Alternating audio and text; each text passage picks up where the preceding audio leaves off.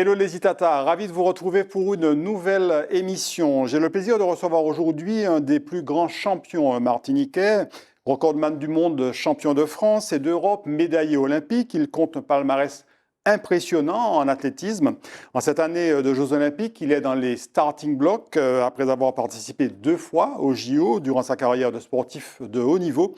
Il attend toujours avec impatience et enthousiasme ses rendez-vous olympiques.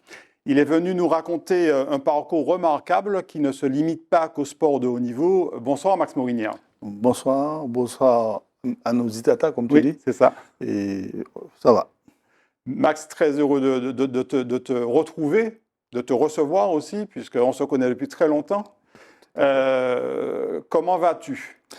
Je vais bien, je me porte bien, je fais ce que j'aime. Je suis un homme comblé en Martinique. Alors, je le disais, tu es aujourd'hui un des champions martiniquais au plus beau palmarès, avec des titres en athlétisme. Qu'est-ce que tu en retiens de cette carrière extraordinaire?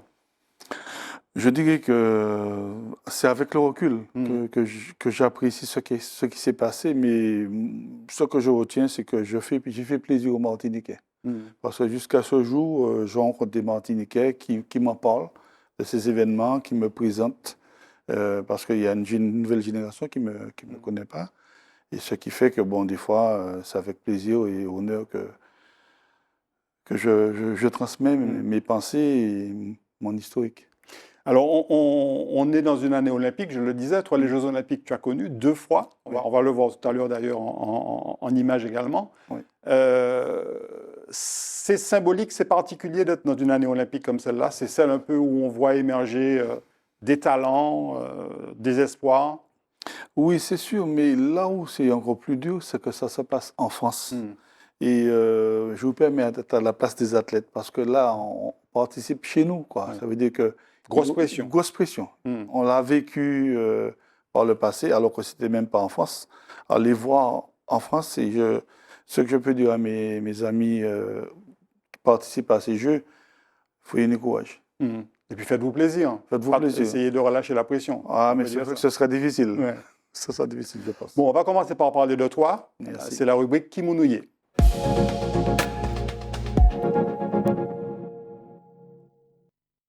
Alors Max, tu réussirais à te décrire en quelques phrases, décrire ta personnalité, ton caractère? Je pense que j'ai l'humilité. Je crois que je ne suis pas un frein à la rencontre. Les gens qui veulent m'aborder peuvent m'aborder. Des fois, les gens sont étonnés que c'est Max Morinière. Des fois, ils me connaissent, ils ne savaient pas que c'était Max Morinière, par ma simplicité, mon humilité et puis la joie de vivre. Ça, c'est quelque chose, même quand tu as été au sommet de l'athlétisme français, aux 100 mètres notamment, 100 et 200 mètres, tu es toujours resté humble. Ça se sent d'ailleurs dans les images qu'on voit. Tu es toujours un peu discret. C'est sûr, parce que j'ai eu la chance de voir côtoyer mon ami Feu Herman Panzo qui était comme ça. Ouais. Vous savez, lorsqu'on a eu des idoles, des connaissances, vous avez côtoyé ces personnages, je crois que ça vous laisse quelque chose et je continue dans ce sens avec lui, effectivement. Lucien Sainte-Rose également. Voilà. Ouais.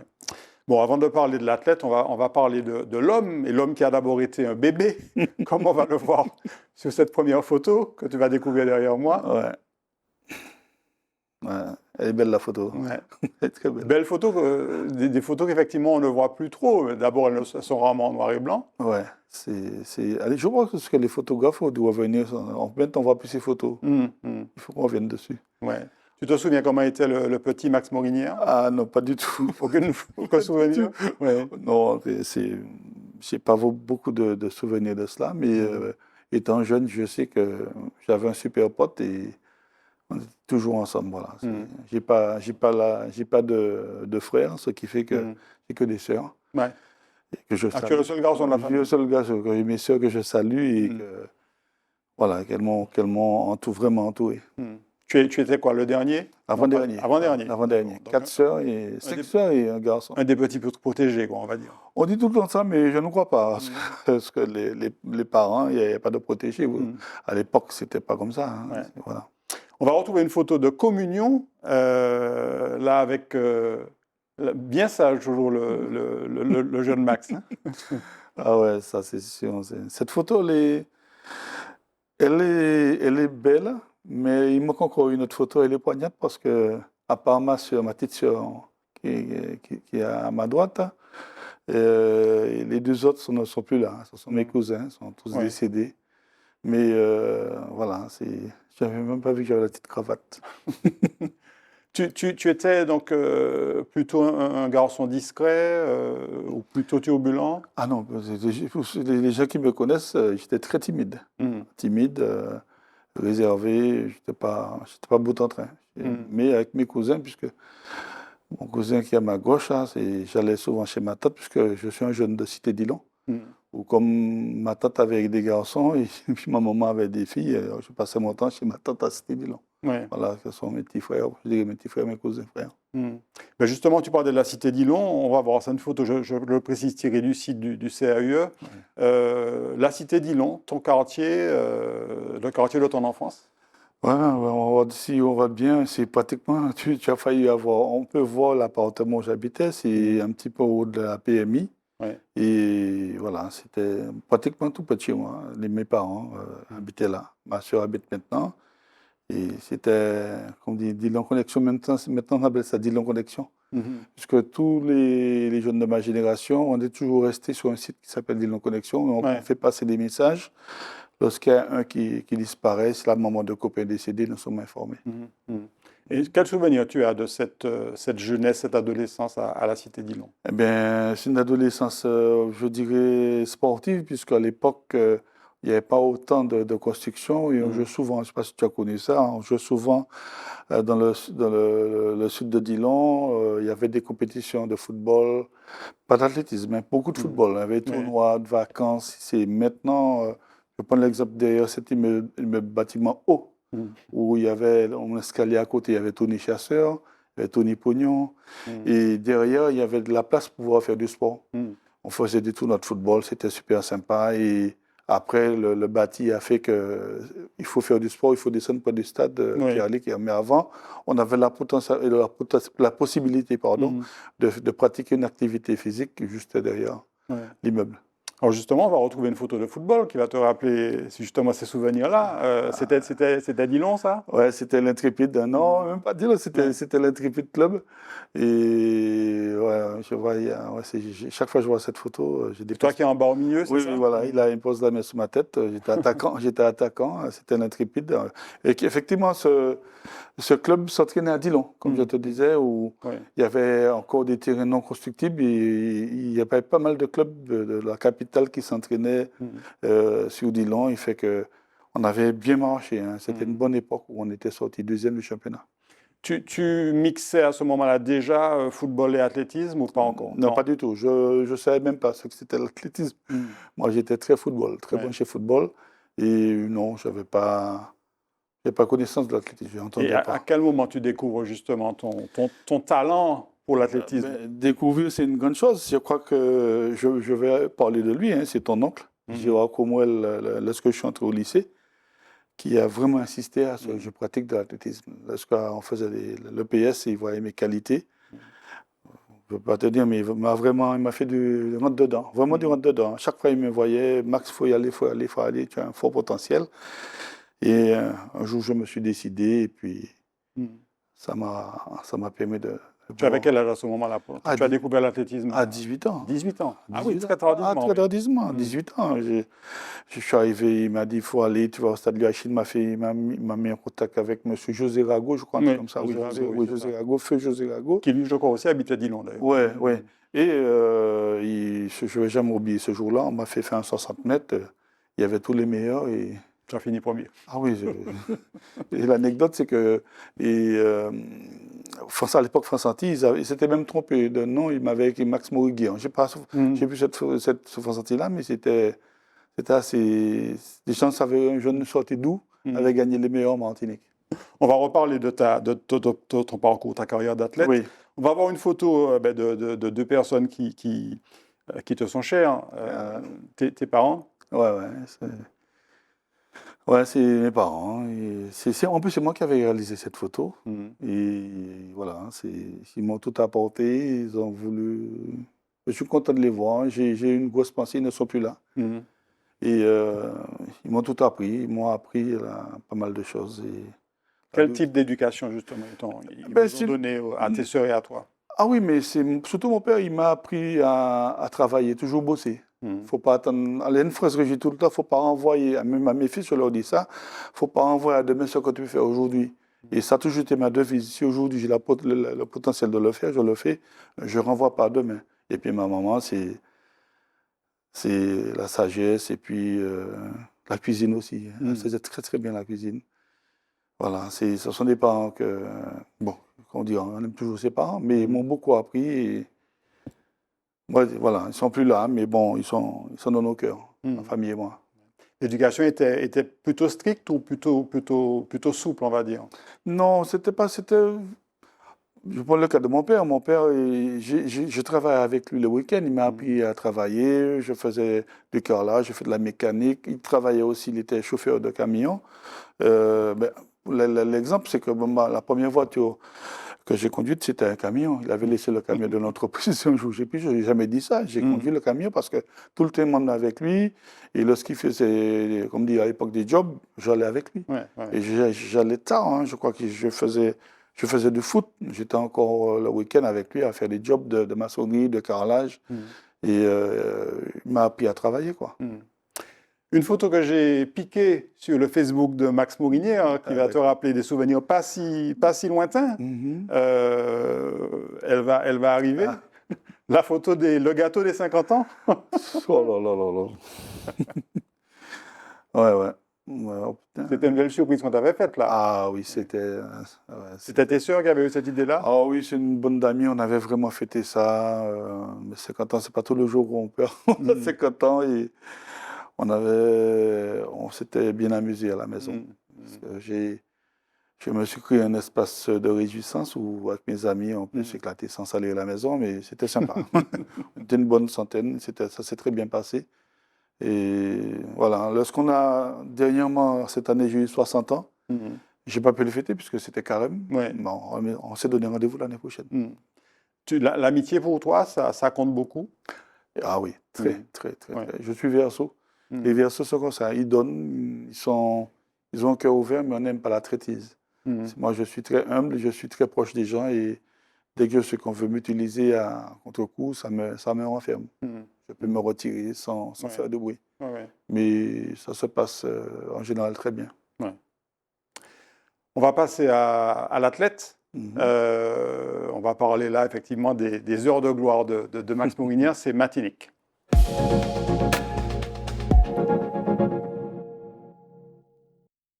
Donc tu le disais tout à l'heure, Max, tu as découvert l'athlétisme à 18 ans seulement. Oui. Et quelques années plus tard, tu disputais les championnats d'Europe, les Jeux Olympiques. Mais on va commencer d'abord par cette photo, ces deux photos qui vont te rappeler ton club, le club colonial. Ouais, le club colonial. Club colonial, c'est une longue histoire. Le club colonial.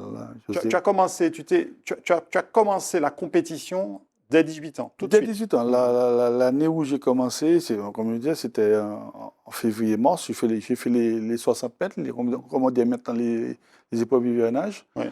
Et puis après, c'est parti. La première année, j'ai commencé à 18 ans. J'ai été champion de France junior. Je suis parti en France. De 60 mètres? Non, du 100 mètres. Du 100 mètres. Je n'ai pas été l'hiver parce que je ne connaissais pas. Et la première année, on m'a dit que tu peux, avec tes temps, tu fais ce 100 mètres, puisque j'ai gagné tout le monde après, les pratiques martiales, tous ceux qui étaient là, sauf Herman Panzou, puisqu'il était vraiment blessé à l'époque, il était plus âgé que moi. Et la première année, j'ai été champion de France, 100 mètres. Puis j'ai fait 2-3 matchs en équipe de France. La première année où je suis descendu en France, il y avait les Marie-Rose qui faisaient qui étaient les meilleurs, il y avait pas mal d'autres. Je les ai tous gagnés. Ils étaient juniors comme moi-même, Bruno. Et la deuxième année, puisqu'il y a 2 années par catégorie, la deuxième année, j'ai encore gagné les championnats de France junior. Et j'ai fait médaille de bronze au championnat d'Europe junior. Voilà, c'est les 2 derniers juniors. Et puis après, en espoir, oui, j'étais dans les bilans, mais ce qui s'est passé après les épreuves de junior, j'étais fréquemment blessé. Fréquemment blessé, ce qui m'a perturbé un peu ma carrière, qui fait que je peux mieux faire, mais bon, ça... Par contre, une année, il faut le dire aussi, l'année 1987, où j'ai été champion de la Caraïbe sur 100 mètres. et 4 fois 100 mètres, et recordman de la Caraïbe du 100 mètres, et 10,36 à l'époque junior, Oui. qui fait que, en 84, qui fait que ça m'a permis de montrer l'impact de le bassin caribéen. Oui. Tu le disais, tu as découvert en fait l'athlétisme de compétition très tard. Oui. Comment tu t'es adapté à cette discipline, l'entraînement, le côté assez strict, je dirais, des exigences des entraîneurs, etc. Tu sais, la première année, j'ai découvert l'athlétisme. Bon, je me suis rendu au stade, pas tous les jours, parce que je n'avais pas encore cette culture. Bon, mais le fait de savoir, parce que j'ai joué au football avec l'Intrépide, on est sorti deuxième de notre district, et à l'époque, les parents n'avaient pas de moyens, et on nous avait promis de nous envoyer à Sainte-Lucie. J'étais très content. On a fait au moins 3-4 réunions avec le président à l'époque, et on ne s'est jamais déplacé à Sainte-Lucie.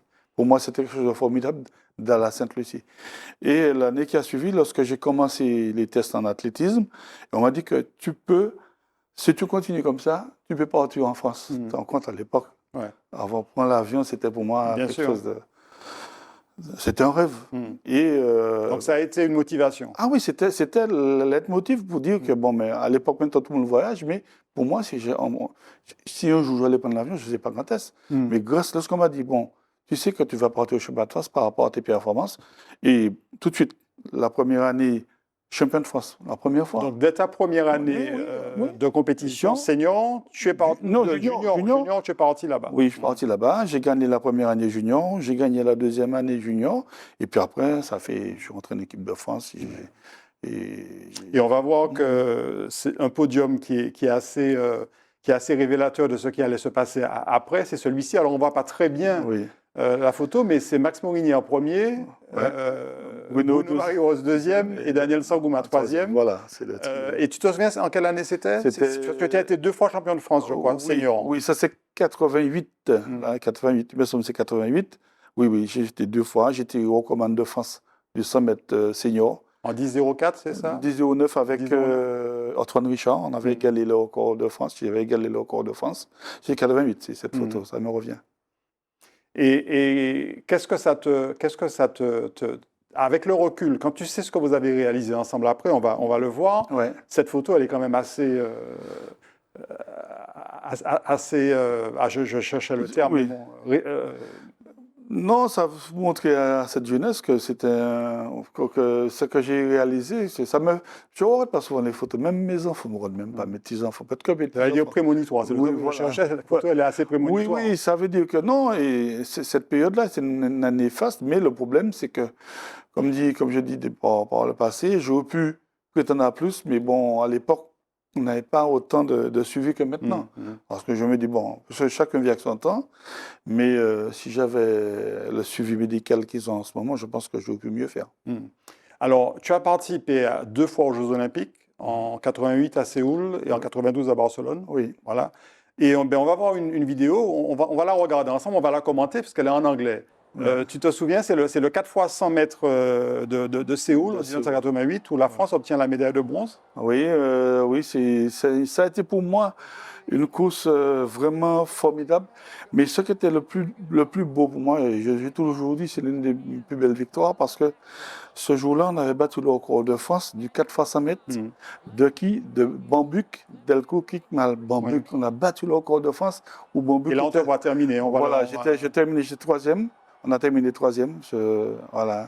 Et finalement, pas très loin de la médaille d'or des Soviétiques. C'était les Soviétiques à l'époque.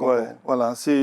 Et je me souviens qu'après cela, et lorsqu'on est rentré sur Paris, je crois même qu'il était ministre des Sports, Roger Bambuc a souhaité nous rencontrer, il nous a invités à dîner. Et il était vraiment enchanté de voir que des Blacks avaient battu son record. Mais c'était le fait d'avoir battu le record de Roger Bambuc, c'était pour moi une bonne fierté. Alors je crois que c'était Bruno Marie-Rose au départ, Daniel Sangouma dans la ligne droite, Gilles Kené-Hervé, et puis toi pour terminer. Quel souvenir tu as de ces Jeux Olympiques de Séoul? Tu découvrais en fait le très très haut niveau. Ah oui, puisqu'il faut dire qu'en 1984, j'étais présélectionné aux Jeux Olympiques de Los Angeles. Et je me blesse en demi-finale. Malgré que je termine sur une jambe, je suis qualifié pour la finale, mais ne pouvant pas courir la finale, pour moi, c'était quelque chose de formidable de participer aux Jeux Olympiques de Séoul. Surtout que je sais que si en 84, j'avais pu aller à Los Angeles, parce qu'à l'époque, j'étais très, très bien et physiquement, et je pense que je peux faire. Mais bon, il ne faut pas revenir sur le passé. Ouais. Et je garderai de ces Jeux un excellent souvenir. On va voir d'ailleurs la photo des quatre médaillés de bronze. Voilà. Alors, il y a une petite trace de café sur Oui. Gilles Kenné-Hervé. C'est pas volontaire, mais on voit donc effectivement Gilles Kenné-Hervé, Bruno Marie-Rose, Max Morinière et Daniel Sangouma. Ouais. Et ça, c'était finalement pour toi la première vraie consécration. Oui, on dira cela. Tu avais quel âge? Tu avais 20 ans en 84. Hein. Oui, 84. Non, c'est 88, tu avais 24 ans. 24 ans, pardon. 24 ans, j'avais 24 ans. Et finalement, tu avais découvert l'athlétisme à peine 6 ans plus tôt. C'est ce qui montre la progression. Non, mais c'est vrai. On n'aurait jamais dit ça, mais ça a été vite. Ça a été très vite. On me disait le surdoué. Hein, j'étais le surdoué. Après, je l'ai consenti, mais c'était très beau. Ça fait plaisir de revoir ces photos. Et on le voit, tu mesures 1m87. Tu n'étais pas le plus grand. Hein. Non. Peut-être plus grand que Gilles Kenné-Hervé, mais à côté de Bruno et Bruno Marie-Rose et Daniel Sangouma. Alors, autre souvenir qu'on va voir aussi en images, c'est le 100 mètres du championnat d'Europe de Split, le fameux championnat d'Europe de 1990, qui va précéder en fait le record. On regarde la vidéo tout en la commentant, parce qu'elle est aussi en anglais. Et là, il y a 3 Français en finale. Ouais. Alors, on te voit le plus près de nous en bleu, blanc, rouge. Ouais. Et on a l'impression que tu vas venir gagner, et puis tu flanches un peu à la fin. Et là, effectivement, on a Bruno Marie-Rose 2e, Daniel Sangouma 4e, Max Marinière 5e, Max Morinière 5e. Oui. Et ça préfigurait un peu ce qu'on va voir tout à l'heure, c'est-à-dire le record du monde du 4 x 100 mètres. Ah ouais, ce jour-là, on était vexés parce qu'on était 3 Français en finale. À l'époque, c'était tellement rare. Et j'étais à côté de Lidford puisque j'avais fait les meilleurs en demi-finale. Et donc Lidford Christie qui va gagner. Ouais, Lidford. Il y avait John Regis, l'autre britannique. Ouais. Et puis vous 3 derrière. Ouais. Et à ce moment-là, donc je rappelle, 1990, championnat d'Europe à Split en Yougoslavie. À ce moment-là, vous êtes, dans votre tête, vous pensez déjà au 4 x 100 parce que vous savez que vous êtes en force. Non, même pas. Ce que vous voulez avant tout, c'était gagner ces Anglais parce que bon, on avait pris conscience il y avait Jean-Charles de l'autre côté au niveau du 200 mètres qui était très bien. On avait conscience qu'on était rentré en finale et qu'on avait un fort potentiel puisqu'on avait déjà battu le record de France du 4 x 100 puisque c'était de notre génération et on disait qu'on pouvait faire quelque chose de bien. On voulait gagner ces Anglais, quoi. Ouais. Parce que bon, bien sûr, ce sont des Blacks, mais on voulait les battre, quoi. On avait la hantise de les battre. Ouais. C'était notre motivation. Alors, on va se faire plaisir. On va regarder pendant à peu près 4 minutes ce fameux 4 x 100 mètres. Donc, la finale du relais 4 x 100 des championnats d'Europe de Split, cette finale du record du monde. On la regarde. L'extrait est tiré du Facebook de Patrick Montel, qui est un ancien journaliste de France Télévisions notamment. On regarde et on revient ensuite. Le champion du monde junior Forêt Bikine. Et voici Max Morinière qui prendra le premier relais pour l'équipe de France, suivi de Sangouma, de Trouabal et de Marie-Rose. L'occasion pour nous de saluer Gilles Kenné-Hervé qui, sur son lit d'hôpital, doit suivre cette finale du 4 x 100. Juste devant les Français, les Britanniques, Braithwaite, Regis, Adam et Christie. Autrement dire que Colin Jackson n'a pas été utilisé. Les Britanniques qui seront en ligne de mire pour l'équipe de France. Au couloir numéro 7, le Portugal. Et au couloir numéro 8, la Hongrie. La Grande-Bretagne mène 2-0 dans ce match du sprint, puisque Christie a battu Sangouma et Regis a battu Trouabal. Mais pour les avoir vus, je peux vous dire que les Français sont remontés et ils veulent absolument marquer un point aujourd'hui, c'est-à-dire battre le relais britannique. Ce ne sera pas évident du tout, Bernard, même s'ils ont une toute première chance. Oui, tous ces hommes se tiennent à quelques centièmes. Il faudra que tous les facteurs de chance soient présents pour gagner. Des excellents passages, un excellent départ aussi de Max Morinière, c'est souvent son point faible. Daniel Sangouma, comme tout à l'heure pour chez les filles, est dans la ligne droite opposée pour le plus long parcours. Et bien sûr, il faudra qu'il transmette dans des manières idéales le témoin à Jean-Charles Trouabal qui devra virer, il en a l'habitude, pour que Bruno Marie-Rose finisse, on l'espère, idéalement et ne se crispe pas face à Christie dans la dernière ligne droite.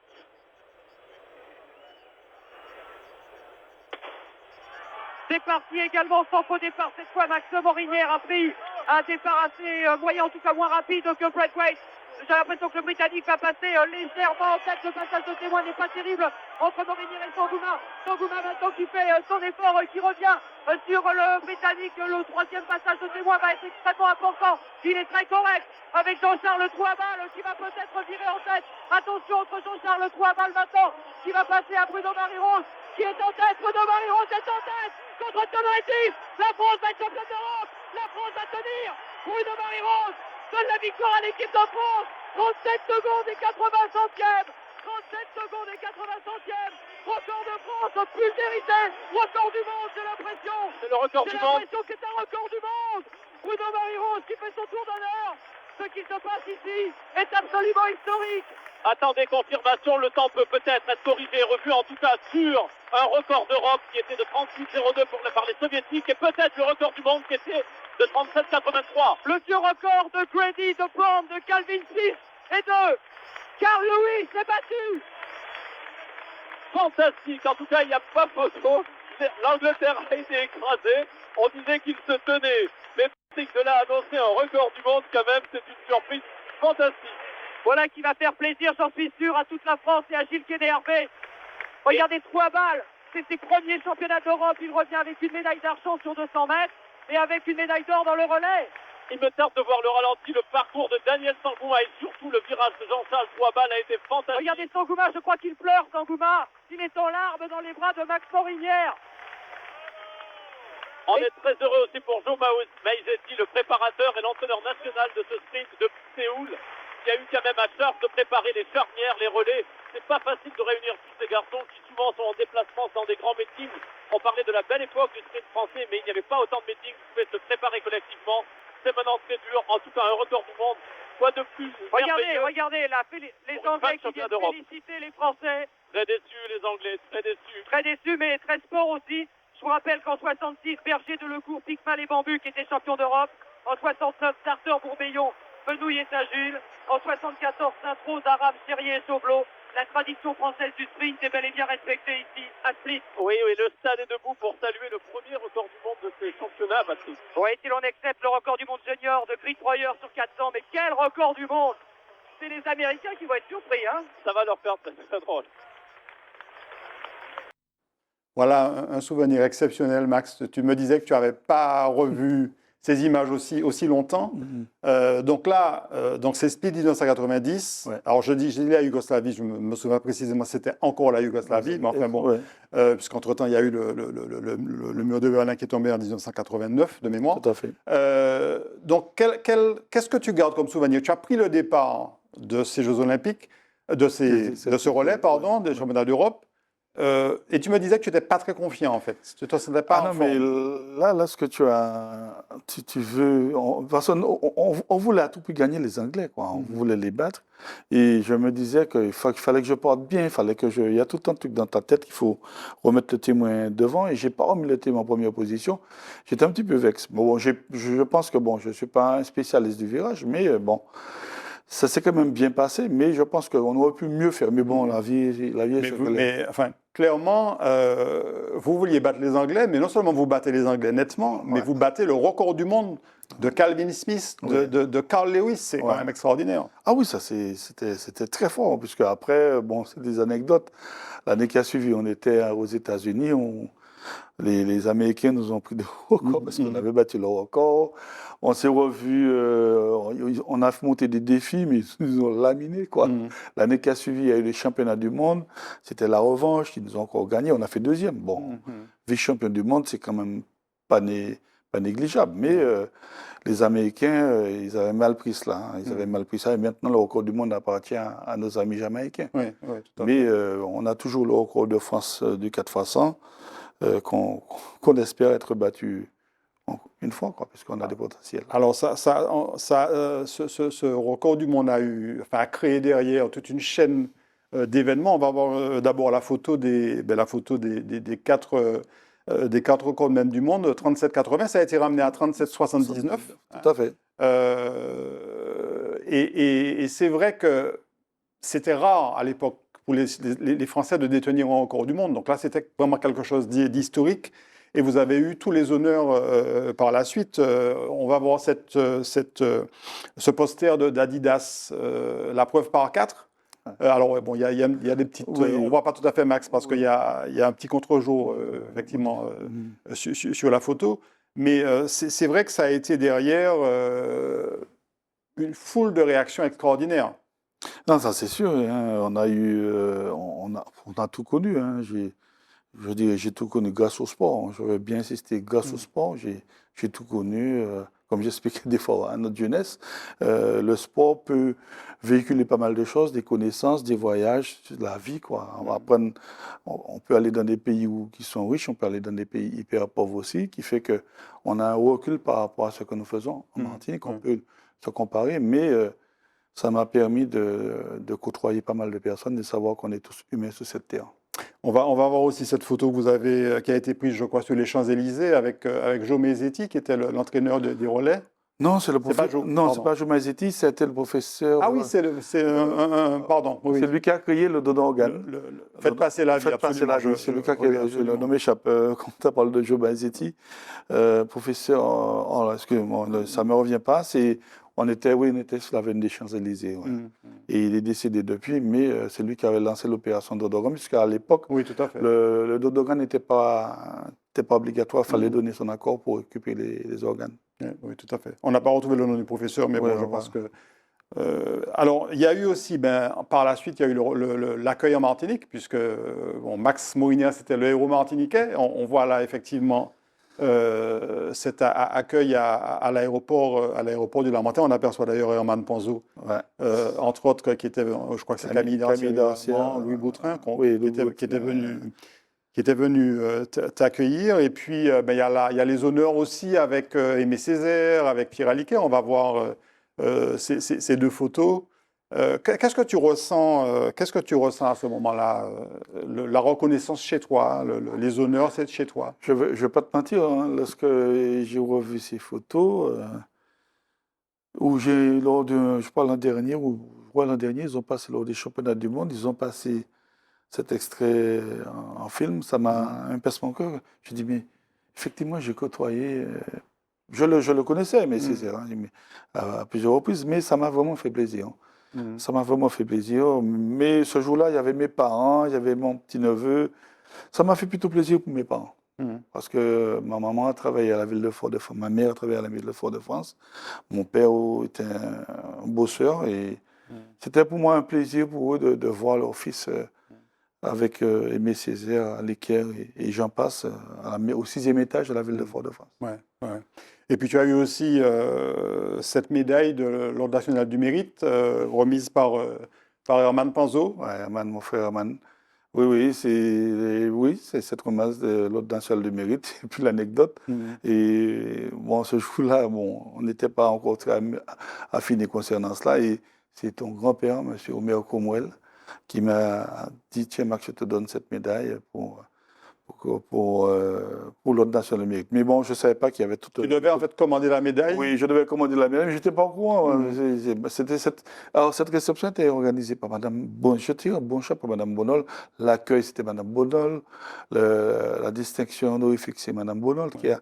Mais voilà, à l'époque, on avait des gens vraiment, vraiment formidables. Elle n'est plus là, Mme Bonal. Je aperçois mon entraîneur, Jacques Charpentier-Titi également. Oui, tout à fait. Et voilà, pour Herman en plus, c'est mon ami. Tu t'es rendu compte, a posteriori, de l'exploit que ça représentait, ce record du monde, qui était la propriété des Américains, sans contestation à l'époque, quoi.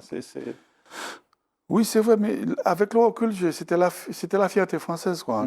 Même pas la Martinique. Bon, la Martinique, certes, fait partie de la France, mais c'est les Américains avaient mal pris ça, quoi. Avec le recul, lorsqu'on allait aux États-Unis, les Français, les franchises, et on était vraiment, on nous regardait sur les côtés, quoi. Carl Lewis, on a battu le record de Carl Lewis et tout, Ben Johnson, tout ça, et c'était quelque chose de grandiose. Jusqu'à présent, les gens en parlent.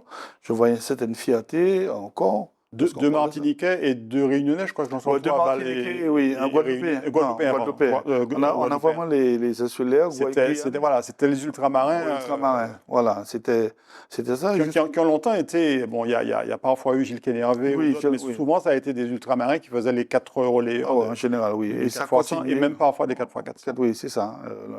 Qui fait que on se retrouve des fois à commenter ces images qu'on veut perdurer, quoi. Ouais. On va avoir cette autre photo. Alors, tu as participé, je le disais, aux Jeux Olympiques de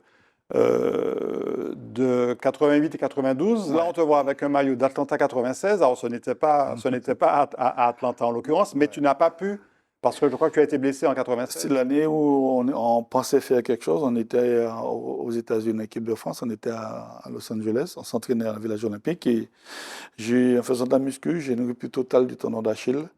Et ce t-shirt m'a été envoyé par les amis qui, bon, je n'ai pas participé au jeu, les amis qui savaient ils m'ont fait plaisir en m'envoyant ça. Mais là, je crois que j'étais à Hong Kong lors d'un meeting, je crois, parce qu'après, je me suis déplacé pas mal de fois. Et voilà. Tu as arrêté l'athlétisme quasiment à cette période-là? Ah oui, j'ai arrêté en 96. J'ai rupture totale, j'ai arrêté. Je n'ai pas pu reprendre parce que mentalement, j'étais lessivé. Et voilà, je n'ai pas pu reprendre. Par contre, après ça, je me suis donné au mouvement sportif martiniquais. Ça faisait pour toi quasiment une quinzaine d'années au plus haut niveau. Hein. Voilà. Pour moi, ça a été un arrêt brutal. Comme je dis, des fois, j'ai des copains qui m'ont relancé, les Canadiens, Max Repon et tout. Mais mentalement, j'étais plus apte à reprendre la compétition. Mais il y a eu quand même des retrouvailles. On va voir cette photo de retrouvailles de trois des quatre comblèmes, puisque Bruno Marie-Rose n'était pas là. Ouais.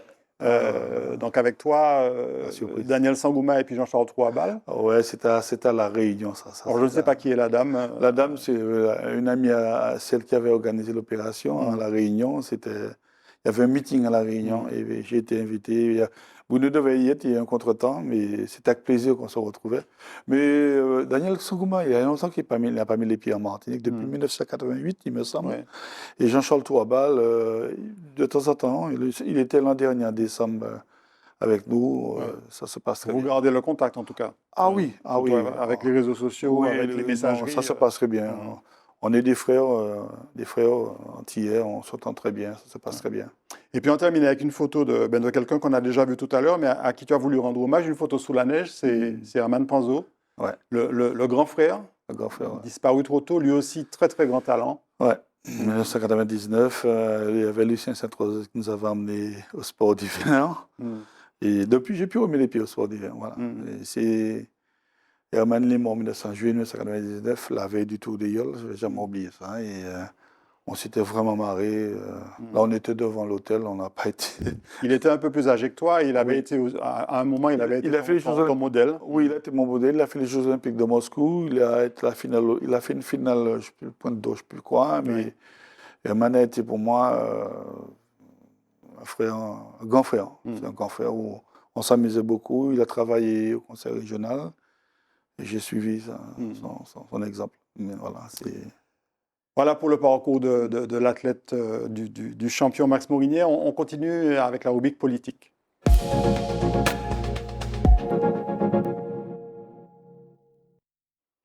Alors, la politique va nous permettre, la rubrique politique va nous permettre de parler un peu de politique, mais on va surtout parler en fait plutôt de ton parcours professionnel, puisque j'avais voulu consacrer la deuxième partie au parcours de l'athlète. Et on va commencer avec un logo. Je crois que c'est un de tes premiers employeurs. C'est la CCI, la CCIM, où tu as commencé à travailler. Donc c'était... c'est la chambre de commerce et d'industrie de la Martinique. J'ai fait 10 ans. Mon premier employeur, c'était la direction du travail.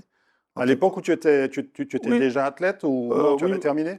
Non. Dès que j'ai arrêté, j'ai pu travailler par l'intermédiaire du sport. Comme je dis, merci le sport encore une fois.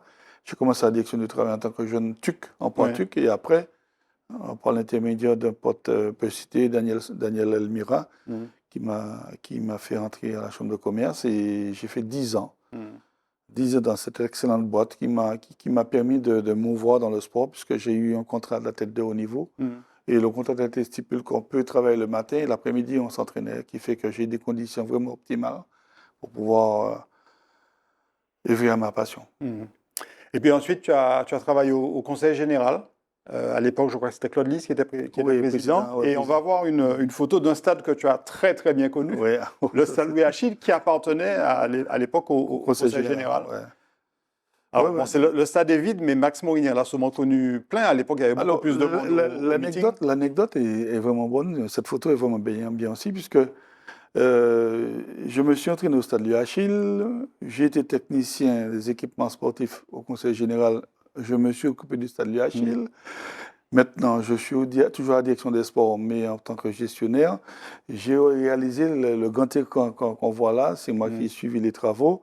Et puis, le stade Louis Achille est toujours là. Hier encore, j'étais dessus, puisque il y aura le meeting prochainement de la CTM pour quelques menus travaux, quoi.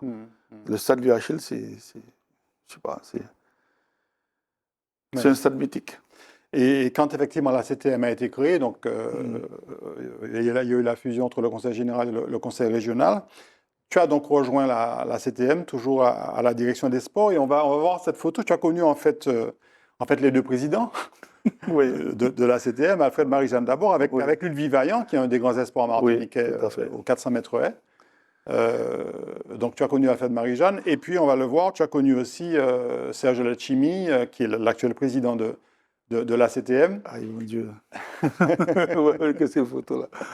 Non, Letchimy, je l'appelle le cousin.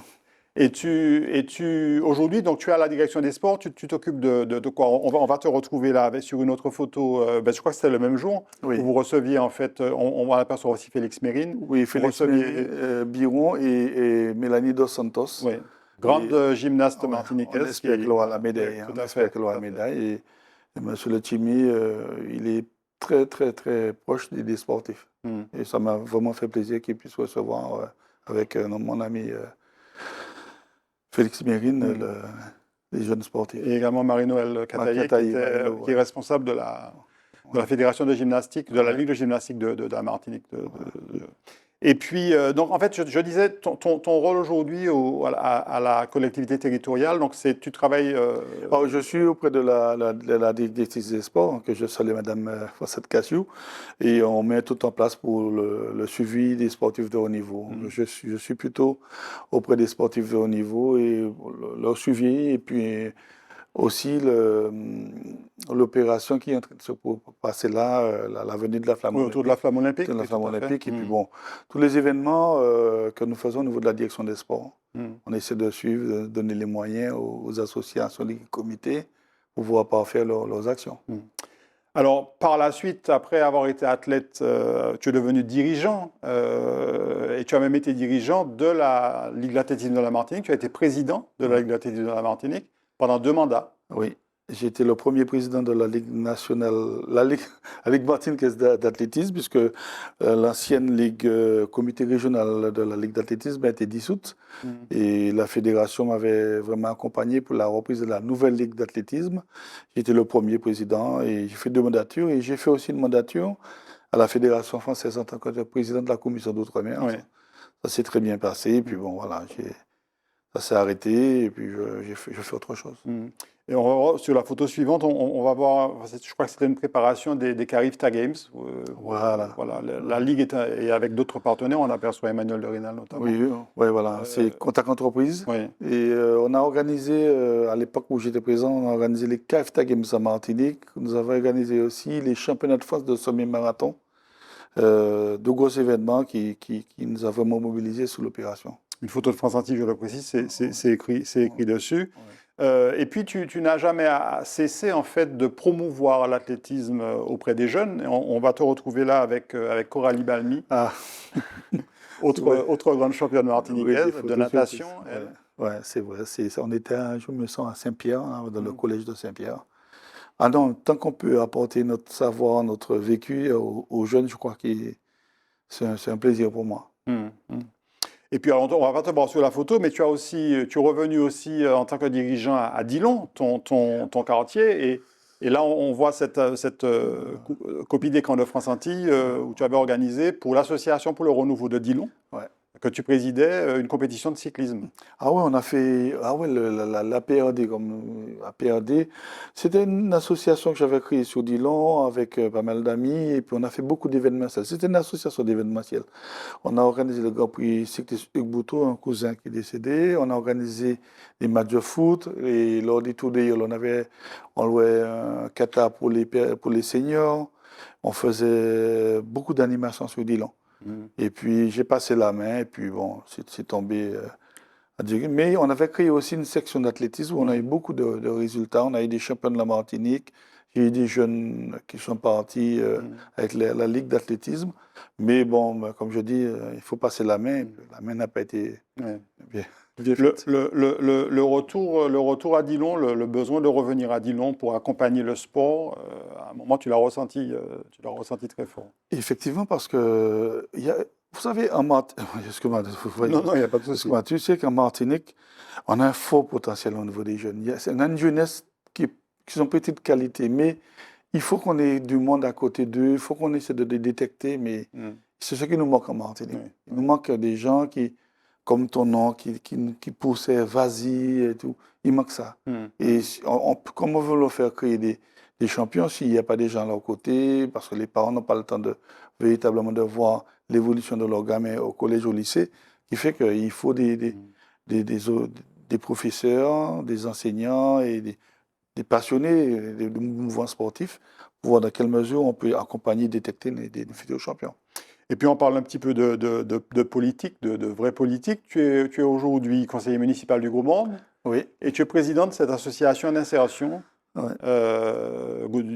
Gros Monde qui en fait aide effectivement à réinsérer les jeunes. C'est dur. C'est pas le même truc, c'est pas le même challenge. Le challenge là, c'est l'insertion.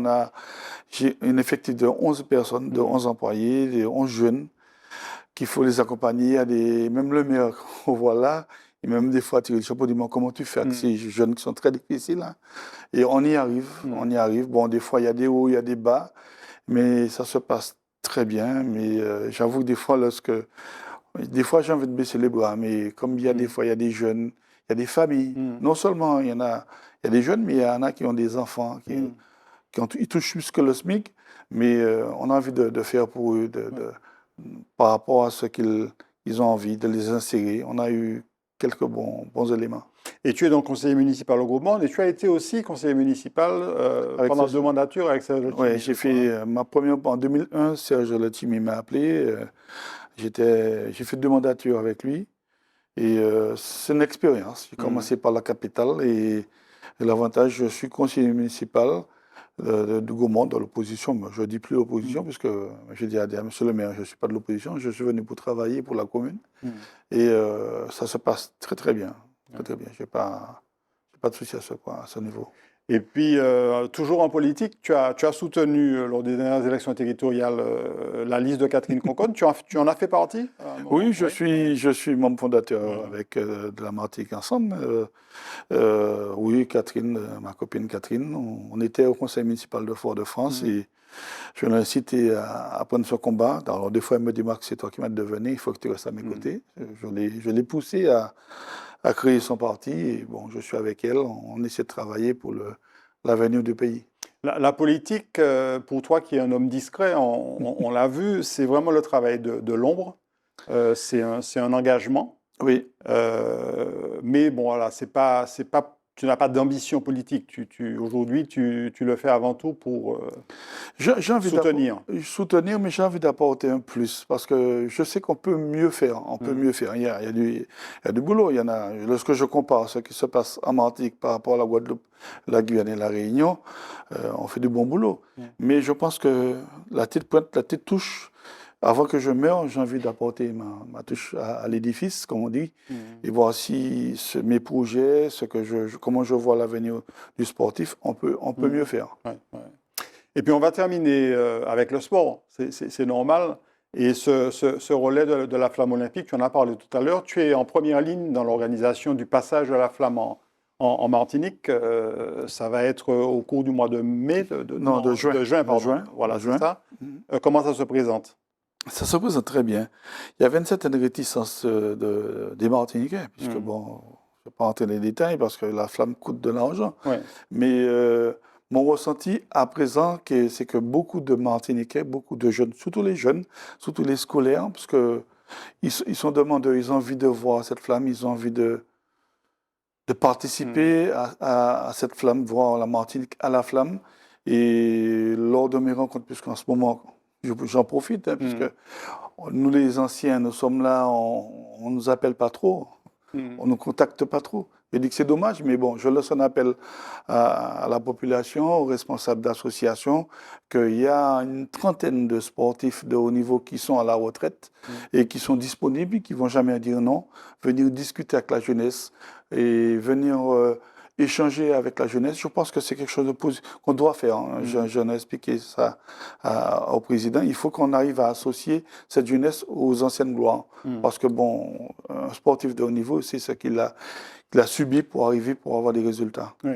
Alors, ces Jeux Olympiques de Paris, je sais que tu appréhendes un petit peu, notamment en termes de sécurité. Oui, j'appréhende un petit peu, mais bon, j'ai eu Sangouma il y a une dizaine de jours qui m'a dit « Max, ton invitation va arriver ». Bon, je ne l'ai pas encore reçue, mais franchement, si je vois sur cette invitation, je vois quel Martiniquais je vais offrir mon billet pour participer. Mais bon, non, je préfère regarder. Tu n'as pas forcément envie d'être sur place? Non, je n'ai pas vraiment envie d'être sur place. Mais bon, je vois trop de... Je pense qu'il y a trop d'imperfections. Je ne veux pas me... Non, je préfère vivre ça tranquillement chez moi, regarder ça à la télé, et puis j'espère qu'on aura beaucoup de médailles au niveau de l'athlétisme martiniquais. Est-ce que tu penses malgré tout que au niveau purement sportif, ça va être de beaux jeux? Je le pense. Mais ma crainte, c'est les déceptions des gens qui pensaient vraiment bien faire et qui vont échouer. Bon, je ne souhaite pas ça, mais je sais que ce sera difficile pour beaucoup. Parce que nous l'avons vécu en 1980. Les Jeux Olympiques de 1980, excuse-moi, les Jeux Olympiques de Barcelone. 92, voilà. Et on espérait vraiment une médaille pour l'athlétisme français, puisqu'on était au sommet de notre art. Et on a échoué. Et je vous assure que c'était très, très, très dur pour nous, et ainsi que les membres de la fédération, parce qu'on avait mis le 4x100 avec une médaille. Max Morinière, ton regard sur ce formidable parcours, malgré tout, même si tu as été souvent blessé, tu as fait une très belle carrière, avec, je l'ai dit, plusieurs fois champion de France, champion d'Europe, recordman du monde, 3e médaillé de bronze aux Jeux Olympiques, c'est quand même un sacré palmarès. Oui, pour moi, avec le recul, je dis oui, c'est bien. Moi, ce que je souhaite, c'est apporter mon concours à ceux qui veulent que je puisse les accompagner, puisqu'en Martinique, comme je disais précédemment, il faut qu'on puisse utiliser les anciens pour faire avancer. Bon, les clubs ont quelques difficultés aujourd'hui. Oui, le bénévolat. Le bénévolat, c'est très difficile. Les dirigeants. Bon, nous sommes là. Comme je disais, il y a des anciens qui sont là, qui peuvent prêter à certains moments, qui peuvent apporter leur concours. Je dis, quand nous sommes prêts, nous sommes opérationnels. Merci beaucoup, en tout cas, Max Morinière. Bravo pour ta superbe carrière. Bravo aussi pour ce que tu fais aujourd'hui en termes d'engagement, notamment auprès des jeunes. Oui, tout à fait. Et puis, bon, on va quand même suivre les Jeux Olympiques de Paris, même si tu n'es pas forcément enthousiaste. On verra bien comment ça va se passer. On espère qu'effectivement, les Martiniquais, les Antilles-Guyanais, les Ultramarins sauront se montrer. On a quelques espoirs. On a vu Ludivine Vaillant tout à l'heure, on en a parlé. Oui, je dirais merci à Zitata de me faire revivre ces moments, puisqu'on a tendance à oublier le passé. Merci à Zitata, et puis je vous souhaite une longue vie et que ça continue à monter. Merci beaucoup, Max. Merci. À bientôt. Merci à vous, chers Zitata, de nous avoir suivis. On se retrouve très bientôt pour une nouvelle émission. Bonne soirée ou bonne journée.